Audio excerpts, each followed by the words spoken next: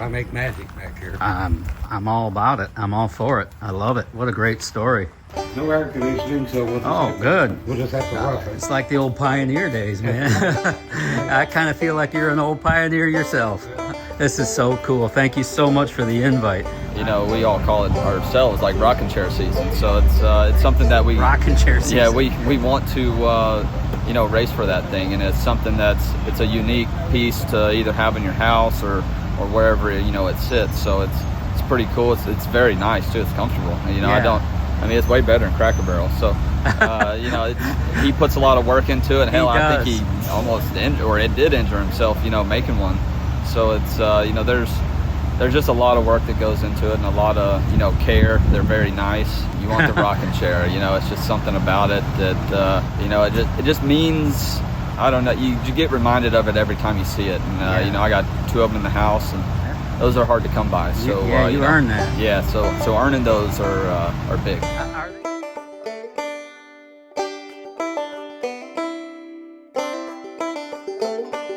There's always a story behind the story, and you got a couple going here, but you served in the United States. Is it Air Force? Air Force. I was in the Air Force for 20 years. 20 years. And you were deployed overseas, Desert Shield and... Desert Shield and Desert Storm. Wow. Went to Jeddah, Saudi Arabia. So, I mean, that's where this story starts. First of all, thanks for your service. That's most important to me, beyond the story. We're going to eventually get here. But you reached out to me through Messenger. Yes. You watched the Brady Bacon shop video, and you saw your rocking chair in the thing and said, hey, I made that thing. I thought, oh my God. Mm-hmm. And then the story began to take off, and 6 hours later, I'm here in just outside of Vincennes. I know that when you're deployed overseas, you guys get literally thousands of letters from kids across America. Yes. And you received one from 9-year-old Jennifer. Yes. Take it from there. Well, what it was is all the kids back then for Desert Shield, they sent Christmas cards to any service member. And we just picked them out at random and wrote back, because they did school projects back then. During my deployment there, I wrote quite a few of them back, say, hey, thank you for your letter and things. But Jennifer, she kept writing back. To you personally? Yes, to me personally. Wow. Because initially you just pick one and go, right? I just reached down there, picked it. And you picked Jennifer? Jennifer, and she was... sounds like she picked you back. She was 9 years old and grade school in Topeka, Kansas. And so we just started writing back and forth. We're still pen pals today. I got a message from her the other day. No kidding. And what is she, 44 now or something? 44, and she's a police officer at the Topeka Police Department. Oh, that's so awesome. And then... appreciate her service, too, if she's watching. Oh, I remember when I went to Korea, I hadn't heard from her yet, and I went and checked my mailbox on Christmas Eve, and there was a Christmas card in there from Jennifer. Anytime I got something from her, it was always special. It lifts your spirits, Sure. And when I went back on mid-tour from Korea, I was over there for a year and came back about halfway. I swung by Topeka, Kansas, and got to meet her for the first time. So that was pretty awesome. Still in touch, yeah. Talked to her the other day on, text message. I retired in February of 2001 after 20 years. And for my retirement ceremony, I flew her down to my retirement ceremony in Abilene, Texas. Nice. So she got to come down and be part of that. I also had a flag that was flown over Iraq, and I made a flag box for her, and I made one for both of my boys. Yeah, I presented her with a flag. She didn't know she was getting it, and it was a special deal. That is such a cool story. Story behind the story. Yeah. Keep going. And then keep on going on that. Let's see, she was getting married, and I said, I got to do something for that. So I made her a rocking chair and presented it to her on her wedding day. Wow. And she still has it today. It's made out of walnut, and it's a pretty awesome chair. This one here is out of Sassafras. And then this one here is this year's Indiana Sprint Week rocker. It's out of Sassafras. But I make them out of cherry, maple, walnut, mahogany, ash. The back legs, I'll just cut a blank out. Cut 2 of those. And then I'll cut it down on the bandsaw. And then do my joint work on the table saw and bandsaw. And then taper it out, round it over. And then once I fit it up to the rocker, then I'll start blending everything in. It seems like an incredible amount of work. How many hours in one rocking chair? I usually spend about 200 hours. 200? Wow, one chair, 200 hours. Chair. Any return monetarily at all? I've sold a few of them. Yeah. I sold them for $4,500 because of the work, material. I mean, my bandsaw blades have gone up, my epoxy's gone up, my finish has gone up, and, you know, it just... Understood. Everything's gone up, you know. The very first one I sold it for $1,000. Whether it's your first chair or your last chair, you got over 200 hours in one chair, right? So exactly. I mean, I can see that adding up to $4,500 quite easily in today's numbers, and quite honestly, even more. Yeah, you divide it out, and you're probably making like $380 an hour for your artisan work. I mean, that's just incredible. But this started for you when you, I don't know, you read a magazine article or something? Exactly. I got it right here. I read this magazine. This is February of '99, Wood Magazine. There was an article in here. Yeah. Robert Henserling. I read that article and I said, man, that seems pretty cool. Sparked my interest. I took his 3-day seminar, and then with that, we got a copy of his templates, you know, that we use and lay out, and then we just use our bandsaws to cut them out. Is building a rocking chair, is there therapy in it for you? I love it. You love it. I love it. That's therapy to me. Yeah. But Robert, the guy that I learned from, he learned from Sam Maloof. He's passed away now, but that's where the inspiration of the chair came from. Robert put his little spin on it, and then I put my little spin on it. You put your personality my on it. personality. Like I changed the headpiece, the style of the headpiece, and then the very tip of the rockers and a little bit of the arms. So are you handing down any of your expertise? Are there people now coming to you and saying, hey, show me how to do this? They all want to learn, but they want to make it in 10 minutes. and it's not going to happen. Okay, how about 200 hours plus? but one of the things, I had 2 really good woodshop teachers in high school. Oh, that's so cool. 2 really good ones. You know what? They ought to bring shop back to high school. They should. They always said you should spend as much time finishing it as it does to build it. Why spend all the time building it and then just mess up the finish? So the Speed or Sprint Week champ for Indiana, they've received one of your beautiful wooden rockers now since 2008. How did that happen? I was at Eldora, me and my son. Good choice. On a 4-crown night. Love that weekend. Oh, Earl was retiring, so USAC got him a rocking chair. And one that you built? Oh, no. No, this was someone else's chair. Someone else's chair. Okay. And we were sitting over there in turn 3, and they had it up there on the big screen, and my boys, they go, Dad, you could have done better than that. Yeah, probably. You know, so that sparked the interest, and I've always liked sprint car racing. Yeah. So I followed it, you know, when I was in Cincinnati at Lawrenceburg and Wichita, Kansas, and Abilene. I've always been a sprint car fan. That next fall, I got with Greg Staub because he worked with USAC, and I said, "Sure, I tell you what, I can make you a rocking chair, you know, for a presentation of something." And we barnstormed a little bit, and we said, "Well, how about the car owner for Indiana Sprint Week? That way, it'll be a good trophy. It won't be just one race. It'd be like 7 races. So, you know, they'll have to work for it." 9 times out of 10, the car owner gives it to them. I've noticed because it's the driver always sitting in the dang thing. Yeah. So I think I like the way you went with that because, you know, there is no driver without the car owner, you know, and the car owner that's spending. These days, we're talking millions to complete a season. So the fact that you've taken that into consideration. Yeah, luckily I was fortunate enough for my car owners let me keep it, and hopefully I can win one and they could take it back to their house. So, like I said, I was pretty fortunate to have car owners that let me keep a trophy like that. And yeah, like I said, hopefully we can reward them with another one this year. That is some cool trophy. So, have you ever fallen asleip in the rocking chair? No, I haven't yet. Okay. No, I have not yet. Well, you might after this week. Yeah, it sits in my living room. I sit on it pretty often, but no, I have not fallen asleep in it yet. But it's super comfortable, and yeah, it's just a beautiful piece of furniture, and yeah, you know, it's a great talking piece in the house, and it's for it to be a trophy too, and for it to represent a week like this is really great.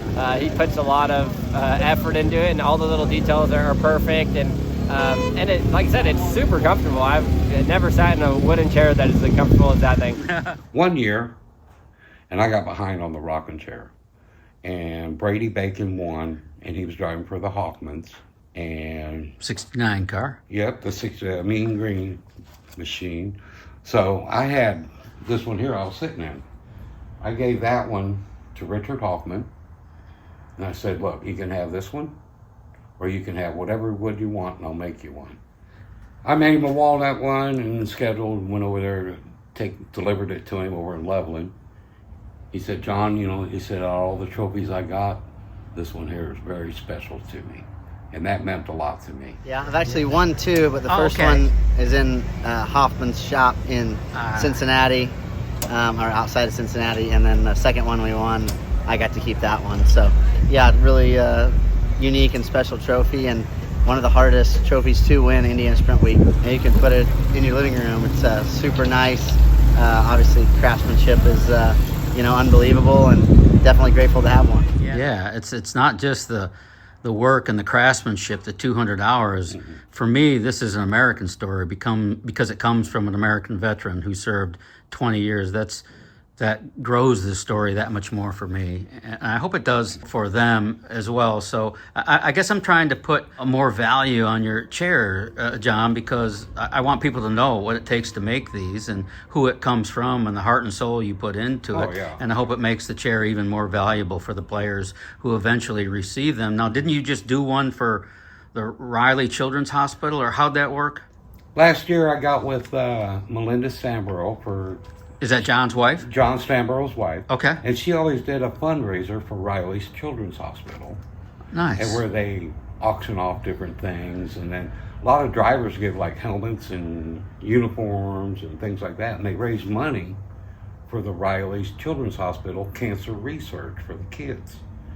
So I was leaving Kokomo last year, and I said, hey, how about if I make you a rocking chair for SmackDown next year, and you can auction it off? And she got all excited about that. So that's cool. So we're going to do that. And then Shane Meal, you remember when Shane got injured up at Terre Haute? Sure do. Right.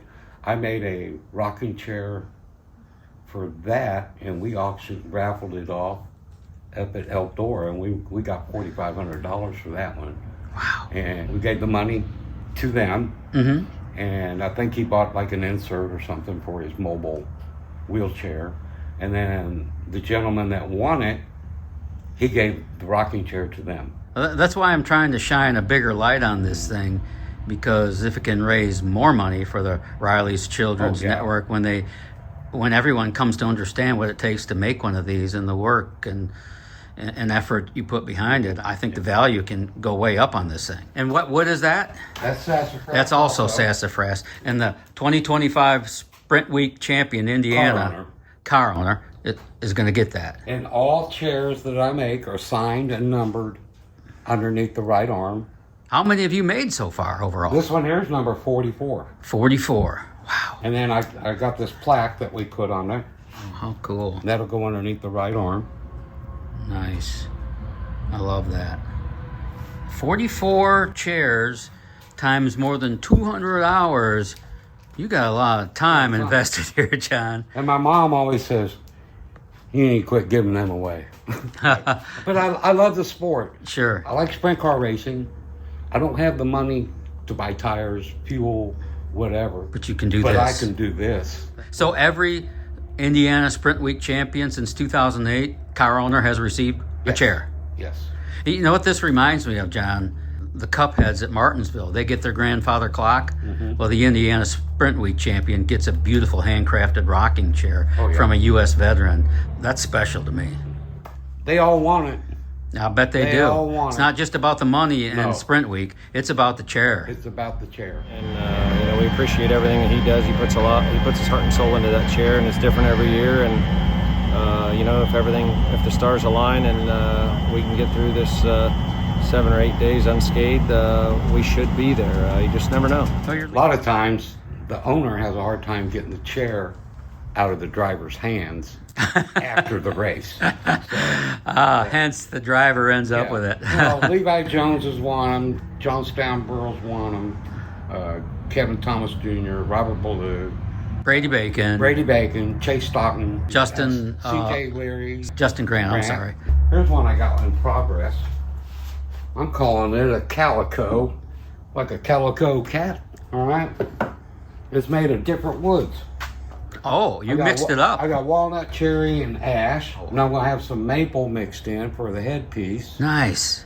That way, when I go and show you a chair, if you don't know what cherries looks like, you can see the variety in the wood and make the choice. Yeah. Is when I was in Jeddah, Saudi Arabia, we were getting munition ships from Guam, and they were blocked and braced with mahogany. Because termites won't eat mahogany. So you get the munitions off the boats and you get the wood off the boats. So I said, man, there's a bunch of mahogany. So I packed away a bunch and we shipped it back to McConnell Air Force Base, and then I made all my flag boxes out of mahogany. You were a munition system specialist, which is a fancier way to say you built bombs? I built bombs and air-to-air missiles. Anything from bullets to nukes I took care of. But we were rocking and rolling during Desert Storm. I'll bet you were. You're really training when you're building bombs for wartime scenarios. Sure. Little wood stove? Wood stove. And then my scraps go in there for the wintertime to keep it toasty in here. Sure. I bet you love being out here in the colder months. With the wood stove on, that would be cool to me. Nice. And then sawing wood and the smell. Sounds like the 2025 Sprint Week chair is good to go, right? You just have to get it there. The only thing I got to do on that is mount the brass plate underneath the driver. Okay. And do you take that to the last event so you can present the champion? We'll take it down to Hobstadt. Once the race is finished, me and a buddy will carry that thing out. That's going to work good this year because Hobstadt's close for you. Like you said, 40 minutes away. And that's the chair for the 2025 champion. Number 44.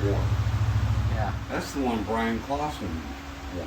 Oh, Brian Clausen was the Sprint Week champion. Yes. And that's his chair? That was his chair. Wow, where is it today? It's up at Tim Clausen's place. Oh, that is so cool. And then when they had a big display over at the Sprint Car Hall of Fame in Knoxville, they took that chair and it was in the Sprint Car Hall of Fame. Oh, that's for like 3-4 months or whatever. That's so cool. Was. And I told my wife, I said, I got to go over there to see that. So you went? So I went over and saw Bill Wright and them, and I got to see my chair at the Sprint Car Hall of Fame. See how the headpiece is sort of straight across? Yeah. That's a Robert Hinterling design. Okay. Okay. From whom you learned from? From whom I learned from. Yeah. Okay. Now, when I lived in Bridgeport, Illinois, I came up with that design on the headpiece, where I got scalloped a little bit on both sides and whatnot. That's my design. So I said, I'm going to call it Bridgeport Rocker because I'm in Bridgeport. I just thought Bridgeport Rocker had a good ring. If your rocking chairs have that headboard, that design, you now call them all Bridgeport Rockers? Anything I make now is a Bridgeport Rocker. Oh, that's interesting. So, but that's how that idea was born from the different headpiece. Yeah. That you made while you were in Bridgeport, Illinois. Yeah. Bridgeport, Illinois. But you were saying he got like 25 grand for a rocking chair? He was getting 20-some thousand. Okay, so you're getting 4,500. I say that's not enough. I hereby claim and proclaim that your hand-built, handcrafted rocking chairs are worth $10,000. Well, thank you. $10,000 and not a penny less. If Sam can get 25 grand, you can get 10 grand. 45 isn't enough. I want the champion of the Sprint Week to know they're getting a seriously quality piece. It's a piece of art. It sure is. And may I say, I heard the driver say it at Kokomo, how comfortable they are. You can be 5'2" or 6'11", and fit snug right in there. And another thing, one size fits all. Because there's no stringer going across the front, and you can put your feet underneath your seat. Oh, that's important. That's what makes it comfortable. Ooh. That and the position of. Good point. The back slats. Yeah. He does an amazing job on those things. It's a beautiful, beautiful piece of art. And they're incredible. Like you sit in them, it feels like they're cushioned. Like they're so like. Even though they're all wood. It's all wood, and you sit in it, you'd swear it's like cushioned. They fit so like perfect, and they're all contoured. And yeah, it's an odd. I tell people it's in the shop, and I tell people I'm like, go sit in that thing, and they always sit in it and like, that's holy cool. moly. Do I have to pay by the hour to sit in this most comfortable rocking chair I've ever sat in? Usually I charge $1 a ride. Yeah, I'm gonna give you my card. Okay. Do you have a card? I do have a card. That's you, John T. Young's Custom Rocking Chairs. Sweet. It's not everybody's cup of tea as in a shop, but I make magic in here. I believe it.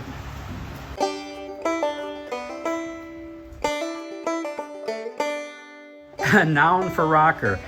An Indiana Sprint Week tradition unlike any other. I love it. What size shirt you wear? Green's my favorite color. $10,000. 10,000. That's only 10 grand. And I'll throw in a rocket chair. That's a bargain, man. No, oh, thank you so much. So that's your shop back there. That's it. That's nice. And if you peek your way out here, you got this. I love farm fields and farms. I'm just fascinated. It's part of the American story, but that's a giant soybean field there. That's beautiful.